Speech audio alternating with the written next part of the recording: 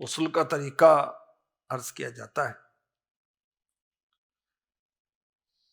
بغیر زبان ہلائے دل میں اس طرح نیت کیجئے کہ میں پاکی حاصل کرنے کے لیے غسل کرتا ہوں، یعنی زبان سے نہیں کہنا، دل کے اندر یہ نیت کرنی۔ اب دونوں ہاتھ جو ہیں یہ تین بار دھونے، پھر استنجے کی جگہ کو دھونا ہے، خواہ اس پہ نجاست ہے یا نہیں۔ اس کے بعد جسم پر اگر کہیں نجاست ہے تو اس کو دور کر لیا جائے۔ پھر جیسے نماز کے لیے وضو کرتے ہیں اس طرح وضو کر لیا جائے۔ اب جسم پر جیسے تیل کی مالش کرتے ہیں نا جسم پر، اس طرح پانی کی مالش کر لیں، پانی چپڑ لیں۔ اس کا فائدہ کیا ہوگا؟ اس کا فائدہ یہ ہوگا کہ جب ہم نہائیں گے تو پانی ہر جگہ کو اچھی طرح سے تر کرتا ہوا گزرے گا، ٹھیک ہے؟ اور اگر ایسا نہیں کریں گے تو بالخصوص سردیوں کے اندر اللہ کی شان ہے کہ گرمیوں میں ہماری جلد جو ہے وہ تر ہو جاتی ہے، سردیوں میں ہمارے جسم کی جلد اسکن جو ہے یہ خشک ہو جاتی، تو سردیوں میں بالخصوص اس کا اہتمام کیا جائے کہ اچھی طرح پورے جسم پر وہ پانی اس طرح ملے جیسے تیل کی مالش کرتے۔ اچھا، اس کے بعد اب 3 بار سیدھے کندھے پر پانی بہانا ہے، 3 بار الٹے پر، پھر سر پر سے اور تمام بدن پر 3 بار یہ پانی بہا لیں، ٹھیک ہے؟ اچھا، جو ہم نے کلی کرنی تھی، ناک میں پانی ڈالنا تھا غسل کے لیے، تو وہ جو نماز کا سب وضو کیا وہ اس کے اندر ہی اس کی ترکیب پوری ہو گئی۔ نہانے میں قبلہ رخ نہیں ہونا، نہاتے ہوئے قبلے کی طرف نہ چہرہ کرے نہ پیٹھ کرے۔ نہاتے ہوئے یہ احتیاط کرنی ہے کہ وہاں نہائیں جہاں پر کسی کی نظر نہ پڑے، تو غسل خانے میں نہائیں گے تو اس کا اہتمام ہو جائے گا۔ اور بارش میں لوگ نہاتے، اب بارش میں نہانے میں حرج تو نہیں ہے، لیکن جسم پر کپڑے جو ہیں وہ ایسے ہوں، بعض کپڑے اتنے پتلے ہوتے ہیں بالخصوص گرمیوں کے اندر کہ اس پر پانی پڑتا ہے تو وہ چپک جاتے ہیں اور جسم کی جو نا جلد نظر آنے لگ جاتی ہے، تو پھر وہ احتیاط کی جائے گی۔ اگر بارش میں نہانا ہے تو ناف کے ساتھ ہی، ناف کے نیچے سے لے کر گھٹنوں سمیت، یہ ہے ستر عورت، یہ وہ جگہ جس کا چھپانا ضروری ہے مرد کے لیے، ورنہ وہ گناہ گار ہوگا۔ نہ دیکھنے کی اجازت ہے نہ دکھانے کی اجازت ہے، عذر ہوگا وہ ایک الگ بات ہے، تو اس پر کوئی چادر لپیٹ لے، موٹی چادر۔ اب بارش میں نہائے تو حرج نہیں، یا کسی ٹیوب ویل میں نہاتا ہے، ٹوٹی کے نیچے لوگوں کے سامنے نہاتا ہے، تو پھر یہ احتیاط کر کے وہ ترکیب کرے۔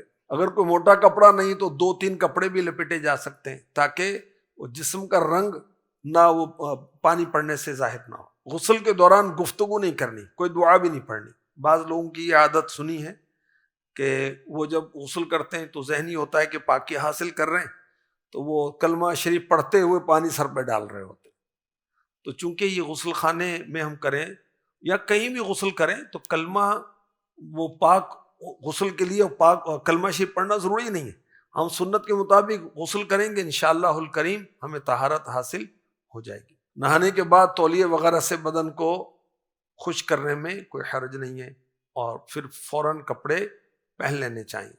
اگر مکروہ وقت نہیں ہے تو غسل کرنے کے بعد 2 نفل پڑھیں، یہ مستحب ہے۔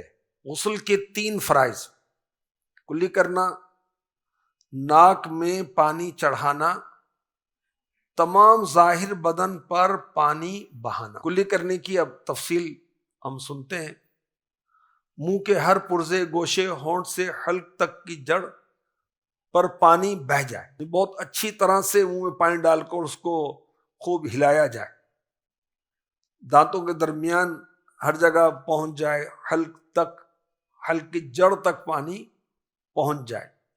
ہاں، اگر روزہ ہے، بحالت روزہ غسل کر رہے ہیں تو پھر وہ اس میں احتیاط کریں گے، مگر کلی تو کریں گے نا، ایسا نہیں کہ کلی نہیں کریں گے جب روزے کی حالت میں غسل کرنا ہوگا تو اس وقت بھی کلی کریں گے۔ داڑھوں کے پیچھے، گالوں کی تہ تک، دانتوں کے درمیان جو جگہ ہوتی ہے، گیپ ہوتا ہے، اس کو دانتوں کے درمیان سمجھے کھڑکی کہتے ہیں۔ جڑ، زبان کی ہر کروٹ، حلق کے کنارے تک پانی بہے۔ اگر روزہ نہیں ہے تو غرغرہ بھی کرنا چاہیے، اور یہ سنت ہے، ٹھیک ہے؟ وہ غرغرہ کرتے ہیں پانی او یوں کرتے ہیں، یہ غرغرہ کرنا کہلاتا ہے۔ بعض غرارہ کہتے ہیں، غرارہ تو وہ عورتوں کا لباس ہوتا ہے۔ غرغرہ کرنا، دانتوں میں اگر کوئی چیز پھنسی ہوئی ہے، بعض جیسے پان خور ہوتے ہیں تو ان کے وہ چھالیاں پھنس جاتی ہے، یا جب کھانا کھاتے ہیں تو بوٹی کے ریشے وغیرہ پھنس جاتے ہیں، اور کوئی چیز پھنس جاتی ہے، تو کلی وغیرہ کرنے سے پہلے اس کو چھڑا لیں۔ اور ویسے تو ماشاءاللہ امیر اہل سنت کی تربیت ہے، اور یہ بہت آسان لگتا ہے کہ آپ منہ میں پانی ڈال کرنا وہ کلی اچھی طرح سے کرتے رہیں۔ مثال کے طور پر آپ نے واش روم جانا ہی ہوتا ہے، انسانی ضرورت ہے نا، بشری ضرورت ہے۔ آپ وہ قضاء حاجت کے لیے بیٹھیں تو اس سے پہلے منہ میں پانی ڈال کر آپ کلی کرتے رہیں، منہ میں پانی گھماتے رہیں، تو اس سے منہ کی صفائی بھی ہوگی، دانتوں کے درمیان جو جگہ جو بھی چیز ہے نا پھنسی ہوئی وہ بھی نکل جائے گی۔ اچھا، ایسی صورت ہے کہ کوئی چھالیاں اس انداز سے پھنسی ہوئی ہیں، کوئی ہڈی کا کوئی ذرہ پھنس گیا ہے کہ اگر اس کو ہم نکالیں گے تو کوئی زخم ہو جائے گا، خون نکلنے لگ جائے گا۔ ایک تو خون نکلتا ہے کہ دانتوں کے وہ صفائی نہیں کرتے، مسوڑے خراب ہو جاتے ہیں تو وہ یوں خون نکلتا ہے، وہ الگ معاملہ ہے کہ وہ تو زخم ہو جائے گا، تو پھر یہ چھڑانا معاف ہوگا۔ غسل سے قبل دانتوں میں ریشے وغیرہ محسوس نہیں ہوئے، رہ گئے، نماز بھی پڑھ لی، تو بعد کو معلوم ہونے پر چھڑا کر پانی بہانا فرض رہے گا، مگر جو پہلے نماز پڑھی تھی وہ ہو گئی۔ ہلتا دانت وہ جمایا گیا مسالے وغیرہ سے، تار سے باندھا گیا، اس کے نیچے پانی نہیں پہنچتا تو یہ معاف ہے۔ جس طرح ایک کلی غسل کے لیے فرض ہے، اسی طرح 3 کلیاں وضو کے لیے سنت ہے۔ غسل میں تو بہت اہتمام کیا جاتا ہے کہ پاکی حاصل کر رہا ہوں، مگر وضو میں شاید سستی ہوتی، تو وضو میں بھی بڑے اہتمام کے ساتھ 3 کلیاں اسی طرح سے ہی کرنے کی کوشش کرنی۔ ناک میں پانی چڑھانا یہ غسل کا دوسرا فرض ہے۔ جہاں تک نرم جگہ ہے، سخت ہڈی کے شروع ہونے تک دھلنا ضروری ہے۔ یہ دیکھیں، یہ جو ہے نا، یہ سخت ہڈی، یہ اب اس سے نیچے جو ہے نا یہ نرم ہڈی ہے۔ اللہ کی شان ہے، اللہ تعالیٰ نے گوشت کو، نرم ہڈی کو، سخت ہڈی کو کیسے جوڑا ہوا ہے، سبحان اللہ و بحمدہ سبحان اللہ العظیم۔ یہ نرم ہڈی ہے، یہ، اور یہ سخت ہڈی اس کے اوپر سے شروع تھی، چیک کر لیں آپ بھی ساتھ میں تاکہ آپ کو پورا وہ پتہ چل جائے۔ تو یہاں تک یہ سخت ہڈی کہ شروع ہونے تک ناک میں پانی خالی ہے، نہیں یوں سے لگا کر چلو جی وہ ہو گیا، وہ ناک میں پانی چڑھ گیا، نہیں، اوپر تک اس کو ہلکا سا ذرا سونگیں گے نا، ہلکا، زیادہ کریں گے تو دماغ میں چڑھ جائے گا، پھر وہ غوطہ لگ جائے گا، وہ نہیں، کچھ ہلکا سا اوپر وہ لیں گے تو یہ پانی وہاں تک پہنچ جائے گا۔ بال برابر بھی جگہ دھلنے سے نہ رہ جائے ورنہ غسل نہیں ہوگا۔ ناک کے اندر وہ نزلہ وغیرہ کی وجہ سے نا، وہ ناک کی رطوبت، رینٹ کہتے ہیں اس کو، وہ سوکھ جاتی ہے، تو اس کو پہلے اچھی طرح صاف کر لیں، اس کو چھڑا لیں۔ ناک کے بالوں کا دھونا بھی فرض ہے، تو اس کو صاف کر کے پھر اچھی طرح وہ کریں گے تو یہ ترکیب انشاءاللہ الکریم ہو جائے گی۔ تیسرا فرض جو ہے غسل میں، سر کے بالوں سے لے کر پاؤں کے تلووں تک جسم کے ہر پرزے، ہر رونٹے، یعنی جو بال ہوتے ہیں نا، باریک باریک بال ہیں ہمارے جسم پر، یہ ہر بال پر بھی پانی بہہ جانا ضروری ہے۔ جسم کی بعض جگہیں ایسی ہیں کہ اگر احتیاط نہ کریں تو سوکھی رہ جائیں گی تو غسل نہیں ہوگا، مثلا بغلوں کے نیچے، اس کا اہتمام کرنا پڑے گا۔ ناف کے اندر یہ پانی ہم اوپر سے ڈال دیں تو بہہ جائے گا، نہیں، اس کا اہتمام کرنا پڑے گا۔ تو یہاں بغلوں میں ہاتھ پھیر کر، اور 2 رانوں کے ملنے کی جگہ ہے تو وہاں بھی اہتمام کرنا پڑے گا ورنہ پانی نہیں پہنچے گا، جگہ خشک رہنے کا وہ امکان ہے۔ اسی طرح ناف وغیرہ کا بھی غسل کی احتیاطیں۔ مرد کے سر کے بال گندھے ہوئے ہوں تو انہیں کھول کر جڑ سے نوک تک پانی بہانا فرض ہے۔ یہ گندھے ہوئے سے مراد وہی ہوگی عمر بھائی جو چٹیا وغیرہ سا بنا لیتے پیچھے، وہ پیچھے ٹیل بنا لیتے نا آج کل، وہ یہ بھی فیشن اس کا ہے. تو اگر ایسا اس نے کیا ہے تو بالوں کو کھول کر جڑ سے تک اس کو وہ پانی بہانا فرض ہے عورت کے لیے، اور حکم مرد کے لیے اور ہے. عورت صرف جڑ تر کر لے، کھولنا ضروری نہیں. ہاں اگر اس کی چوٹی اتنی سخت بندھی ہوئی ہے کہ کھولے بغیر جڑیں تر نہ ہوں گی تو کھولنا ضروری ہوگا. کانوں میں بالی یا ناک میں نت، اس کا سوراخ ہوتا ہے،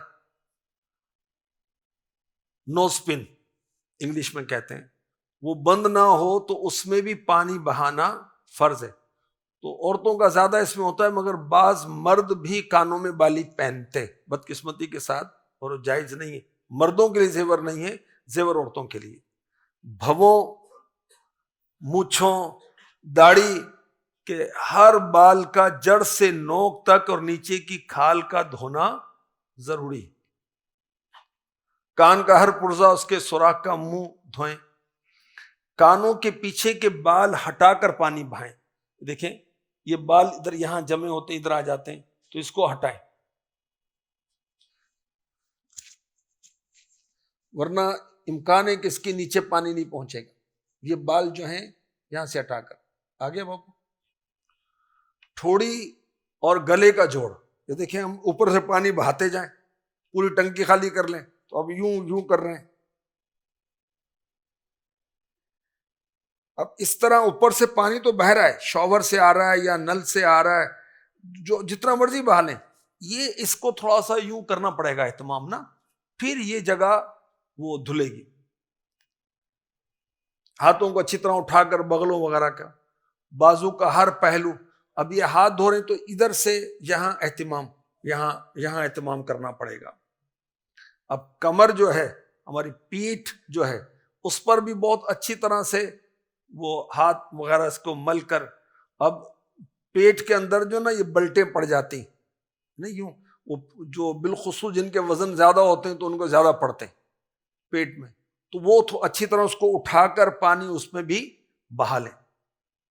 اسی طرح وہ جسم کا ہر بال جو ہے جڑ سے نوک تک وہ دھل جائے. ناف سے نیچے کا جو حصہ ہے اس کو بھی اچھی طرح دھوئیں گے تو پانی پہنچے گا. اچھا جب بیٹھ کر نہا رہے ہیں، اب بیٹھ کر نہا رہے ہیں تو ران اور پنڈلی دونوں ملی ہوئی ہے نا، تو اس کو اہتماماً کھولنا پڑے گا. کھڑے کھڑے نہانے میں تو پانی بہہ جائے گا، بیٹھ کے نہانے میں ہماری پنڈلی جو ہے گھٹنے سے نیچے ٹخنے سے اوپر درمیان میں یہ پنڈلی ہے، تو جب بیٹھیں گے تو پنڈلی اور جو رانے دونوں مل جائیں گے، تو اس کو بھی ذرا پھیلا کر پانی وہاں بھی اہتماماً بہانا ہوگا. دونوں سرین کے ملنے کی جگہ، یعنی ہم بیٹھتے ہیں نا جس چیز پر، اس کو سرین کہتے ہیں. اب یہاں بھی خصوصاً پانی پہنچانے کے لیے غسل کے لیے اہتمام کرنا پڑے گا. بالخصوص اگر کھڑے ہو کے نہا رہے ہیں پھر اہتمام کرنا پڑے گا. تو کھڑے ہیں بیٹھے ہیں جیسے بھی غسل کر رہے ہیں، اس جگہ پر بھی پانی پہنچائیں، اس کو ہم اچھی طرح سے وہ ترکیب کریں. رانوں کی گولائی، پنڈلیوں کی کروٹیں وغیرہ، اور جو شرمگاہ اور اس کے نیچے کی جگہ ہے وہاں بھی پانی پہنچائیں گے تو پہنچے گا، خود نہیں پہنچے گا. بلوغت کی عمر کتنی ہوتی ہے مرد کی، عورت کی؟ اب اس سے آگاہی دی جا رہی ہے.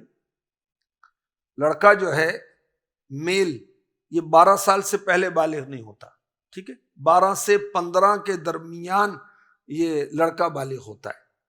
اور لڑکی جو ہے یہ 9 سال سے پہلے بالغ نہیں ہوتی، 9 سے 15 کے درمیان. اور یہ حساب کتاب ہے اسلامی سال، یہ شمسی سال نہیں ہے. دونوں میں 10 دن کا فرق ہوتا ہے، 355 دن کا کم و بیش، کیونکہ اس میں چاند کے حساب سے ایک آدھ دن کا فرق بھی آتا ہوگا نا. تو یہ چاند کے حساب سے تقریباً 355 دن بنتے ہیں. اور سورج کا جو حساب ہے، جیسے 2022 یہ کون سا سال ہے؟ شمسی، یہ شمسی عیسوی سال ہے نا. اور 1443 کیا ہے؟ اسلامی قمری، چاند کا حساب، یہ چاند کا حساب ہے. تو اس میں جو بلوغت کی عمر ہے اس میں اسلامی اور چاند کے حساب کا اعتبار ہے، ٹھیک ہے. تو لڑکا جو ہے 12 سے پہلے بالغ نہیں ہوتا، لڑکی 9 سے پہلے بالغ نہیں ہوتی. تو لڑکا جو ہے 12 سے 15 کے درمیان، لڑکی 9 سے 15 کے درمیان یہ بالغ ہوگی۔ غسل خانے کے اندر اگر کوئی پیشاب کرے تو اس سے وسوسے پیدا ہوتے ہیں۔ ہمارے آقا صلی اللہ علیہ وسلم نے اس سے منع فرمایا کہ کوئی شخص غسل خانے میں پیشاب کرے، تو غسل خانے میں پیشاب نہیں کرنا چاہیے۔ اصل جو اس میں وہ جو کیا اس کو کہتے ہیں جوائنٹ ہوتا ہے مشترکہ اٹیچ بات، تو اس کی تو صورت اور ہو گئی نا کہ اس کے اندر اٹیچ تو ہے مگر یہ ہے WC یا کموڈ اور ساتھ میں یہ جگہ غسل خانے کی، یہ صورت جدا ہے اس سے۔ جس جگہ پر نہا رہا ہے وہاں پر نہاتے نہاتے پیشاب کرے تو وہ پھر یہ حکم پایا جائے گا، ٹھیک ہے۔ تو اس میں پھر وسوسے آئیں گے۔ دیکھیں ماشاءاللہ کتنے اچھے انداز سے یہ ہمیں نقشہ دے کر بتایا گیا۔ اب قبلے کا احترام کرنا ہے نا بھائی، کعبے کا احترام کرنا ہے، اسی کی طرف رک کر کے نماز پڑھنی ہے، تو اس کی طرف چہرہ کر کے یا پیٹھ کر کے استنجا کرنا منع ہے، مکروہ تحریمی، گناہ کا کام، ٹھیک ہے۔ تو اب اس کے جو 45 کے اندر اندر ہے نا، تو سمجھے کہ یہ بھی قبلے کے اندر ہی ہے۔ اس کو یہ سمجھا جائے گا یہ قبلہ ڈائریکشن پر ہی غسل کر رہا ہے یا استنجا کر رہا ہے یا جو کر رہا ہے۔ اور یہ دیکھ لیں ڈائریکشن رائٹ لیفٹ 45 کے اندر اندر اس کا رخ ہوگا، تو یہ اگر استنجا کر رہا ہے چھوٹا بڑا استنجا تو یہ گناہ گار ہوگا۔ اگر قبلہ کی طرف چہرہ یا پیٹھ کر کے قبل یا دبر، ٹھیک ہے، اس سے باہر رخ نکل گیا تو پھر ٹھیک ہے۔ تو جب برہنہ نہا رہے یعنی بے لباس ہو کر نہا رہے تو کیا لباس پہن کے بھی نہاتے ہیں؟ ذہن میں سوال آئے گا، جی ہاں ایسا بھی ہوتا ہے، تہمد پہن کر نہاتے۔ امیر اہل سنت جب غسل فرماتے ہیں تو آپ کی احتیاط یہ کہ آپ اس دوران بھی تہمد باندھے ہوتے ہیں، تنہائی میں اکیلے غسل ہوتا ہے نا، تو یہ بھی ایک اللہ والوں کی ادا ہے کہ اکیلے میں بھی کیوں ہم برہنہ ہوں، کیوں بے لباس ہو۔ تو ہمارا جو گھر کا واش روم کا شاور جو ہے غسل خانے کا، اس کا رخ اس اینگل سے اس کو لگائیں، تو کہ مسلمان ہیں نا ہم بھائی، تو یہی باتیں کریں گے، اسلام کی باتیں کریں گے، ادب کی باتیں کریں گے، احترام کی باتیں کریں گے، مکے کی باتیں کریں گے، مدینے کی باتیں کریں گے، تو مکے مدینہ کا ادب احترام بھی تو کریں گے نا۔ تو اس میں شاور جو ہے اس کا اینگل ایسا ہو کہ جب ہم غسل کے لیے کھڑے ہوں تو ہم وہ 45 کے اینگل سے باہر ہوں، قبلہ رخ ہو نہ پیٹھ ہو اس میں، اور WC اور جو کموڈ وغیرہ جو ہے اس کی بھی ترکیب دیکھ لی جائے۔ اور اس میں امیر اہل سنت نے بارہا ہماری تربیت فرمائی ہے کہ جیسے میں الحمدللہ اس وقت قبلہ رو بیٹھا ہوا ہوں، ٹھیک ہے، تو جب سلام پھیرتے ہیں اس طرح، تو اس کا ڈائریکشن جو نا یوں ہو کہ جب واش روم کی WC کی کموڈ کی، یعنی چہرہ ادھر ہو یا ادھر ہو، ادھر یا ادھر، تو اب وہ امکان بھی نہیں رہے گا کہ ہم قبلے کی طرف ہوں، کیونکہ بعض اوقات بیٹھتے ہوئے نا فارغ ہوتے ہوئے اس میں تھوڑا سا اگر آدمی ٹیڑھا ہو کے بیٹھے گا تو اینگل وہ چینج ہو کے وہ اس کی طرف امکان ہے کہ چہرہ یا پیٹھ ہو جائے، اور جب وہ بیٹھے گا اس اینگل پر یوں، یہ چہرہ ادھر ہے یا چہرہ ادھر ہے، اب امکان بھی نہیں رہے گا اللہ کی رحمت سے کہ وہ قبلے کی طرف اس کی پیٹھ یا چہرہ استنجا کرتے وقت ہو۔ غسل کرنا کب کب سنت ہے؟ جمعے کے لیے غسل کرنا سنت ہے، احرام باندھتے وقت سنت ہے، نماز عید الفطر کے لیے غسل کرنا سنت، عرفہ کے دن 9 ذو الحجہ، یہ دن پتہ کون سا ہے؟ جب حاجی میدان عرفات میں ہوتے ہیں، تو اس دن بھی حاجیوں کو غسل کرنا سنت ہے۔ نماز بقرعید کے لیے بھی غسل کرنا سنت ہے۔ اچھا، غسل کرنا مستحب بھی ہے، یعنی اس موقع پر غسل کریں تو ثواب ملے گا، نہ کریں تو کوئی گناہ نہیں ہے، بہتر ہے کہ اس موقع پر بھی غسل کیا جائے۔ وہ کون کون سے موقع ہیں؟ وقوف عرفات، عرفات میں جب ٹھہرنا ہو تو اس کے لیے غسل کرنا مستحب ہے۔ وقوف مزدلفہ، حاضری حرم کے لیے بھی مستحب ہے۔ طواف خانہ کعبہ کے لیے بھی غسل کرنا مستحب ہے۔ مینا میں داخل ہونے کے لیے بھی غسل کرنا مستحب ہے۔ جمروں پر کنکریاں مارنے کے لیے تینوں دن غسل کرنا مستحب ہے۔ وہ کنکریاں ماری جاتی ہیں نا، چھوٹے شیطان کو، بڑے شیطان کو، اور وسطی درمیانے شیطان کو۔ شب قدر کے لیے بھی غسل کرنا مستحب ہے۔ عرفہ کی رات بھی غسل کرنا مستحب ہے، اور میلاد مصطفیٰ کی محفل کے لیے بھی غسل کرنا مستحب ہے۔ سبحان اللہ۔ بارگاہ رسالت میں حاضری کے لیے غسل کرنا بھی مستحب ہے۔ جب بھی کوئی نیک اجتماع ہے، خیر کی محفل ہے، اس کے لیے بھی غسل کرنا مستحب ہے۔ شب براءت میں بھی غسل کرنا مستحب ہے۔ غسل میت یعنی مردہ نہلایا، اس کے بعد بھی غسل کرنا مستحب ہے۔ فرض نہیں ہے، واجب نہیں ہے۔ بعض کو یہ غلط فہمی ہے کہ مردے کو نہلایا تو اب اس کو غسل کرنا ضروری ہے۔ ضروری نہیں ہے، بہتر ہے، کرے تو اچھا ہے۔ کسی کو غشی ہوئی، بے ہوش ہو گیا کسی وجہ سے، اب اس کے لیے مستحب ہے کہ جب یہ ہوش میں آئے تو یہ غسل کرے۔ جب نئے کپڑے پہننے ہیں اس وقت بھی مستحب ہے کہ غسل کیا جائے۔ سفر سے واپس آئے تو اس کے لیے بھی مستحب ہے کہ غسل کرے۔ نماز کسوف و خسوف، یہ چاند اور سورج گہن کی نمازیں ہیں نا، چاند اور سورج گہن کی جو نمازیں ہیں اس کو ادا کرنے سے پہلے بھی غسل کرنا مستحب ہے۔ کسی کو کوئی نشہ ہوا، استغفر اللہ، اس نے نشہ کیا، اللہ تعالیٰ ہم سب کو نشے سے بچائے، تو اس کے لیے بھی مستحب ہے کہ اب وہ جب نشہ اس کا چلا گیا تو اب وہ غسل کر لے۔ کسی گناہ سے توبہ کرے تو گناہ سے توبہ کے لیے بھی غسل کرے، یہ بھی بہتر ہے۔ نماز استسقاء، بارش کے لیے دعا جب کی جاتی ہے، نماز پڑھتے ہیں اس کے لیے، تو اس کے لیے بھی غسل مستحب ہے۔ استحاضہ کا خون بند ہونے کے بعد بھی مستحب ہے۔ جنون، پاگل پن جانے کے بعد بھی غسل مستحب ہے۔ خوف ہے، اندھیرا ہے، سخت آندھی آ گئی تو اس موقع پر بھی مستحب رہے گا۔ بدن پر کہیں نجاست لگی ہے، اس موقع پر بھی غسل کرنا مستحب ہے۔ ایک ہی غسل میں مختلف نیتیں کر لی جائیں، یہ بھی صورت ہو سکتی ہے۔ مثلا جمعے کا دن ہے اور عید بھی اسی دن آ گئی اور اس سے احتلام بھی ہو گیا، اب یہ 3 غسل بنے نا، مگر ایک ہی نیت سے تینوں غسل ہو جائیں گے اور 3 کا ثواب ملے گا۔ بالٹی کے ذریعے کوئی نہا رہا ہے، دیکھیں بالٹی سے نہاتے ہیں، ٹب سے نہاتے ہیں، یا شاور ہوتا ہے، نلکا لگا ہوتا ہے، اوپر نل لگا ہوا ہے، اسے پانی آ رہا ہے، مختلف صورتیں ہیں نا۔ اگر بالٹی کے ذریعے غسل کریں تو اس کی احتیاط یہ ہے کہ بالٹی کو یا ٹب کو ذرا اونچا رکھ لیں۔ کیوں؟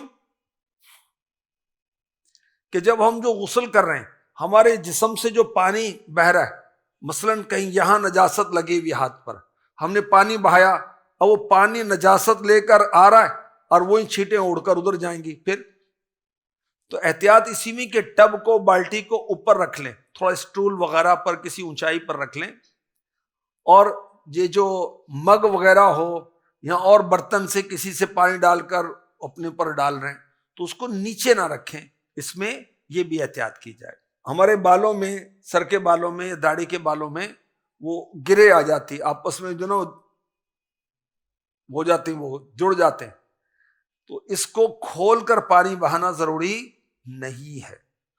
جزاکم اللہ خیرہ۔